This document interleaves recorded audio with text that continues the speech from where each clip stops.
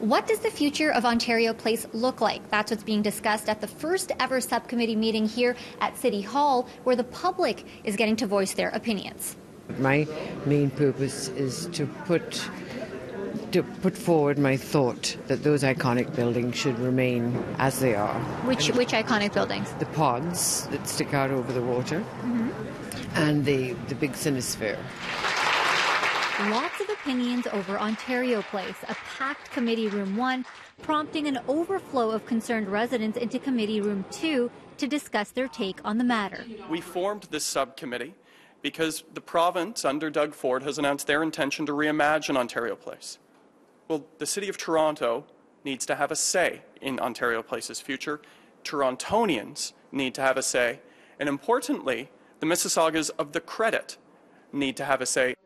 The province owns part of the 155 acres of Ontario Place land, but not all of it. Premier Ford is already brainstorming what he would like to do. Now, the government was toying with the idea of potentially opening a casino there, adding a Ferris wheel. What are your thoughts on that? Well, I think the casino is a red herring. I think that with Woodbine, I doubt that.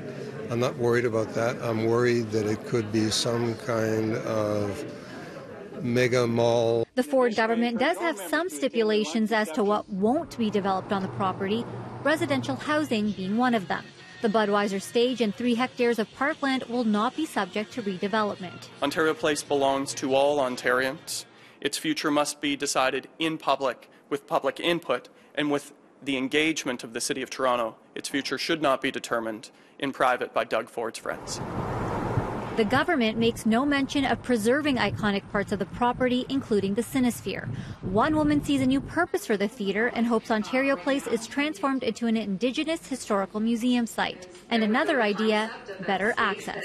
And the most important part is transportation. Public transportation will solve a lot of issues and make it very available. The next step is that a report will be sent to City Council next month, which will have a list of priorities that the city will have to negotiate when discussing the future of Ontario Place, such as public access and connections to the waterfront and transit. Maleeha Sheikh, City News, Toronto.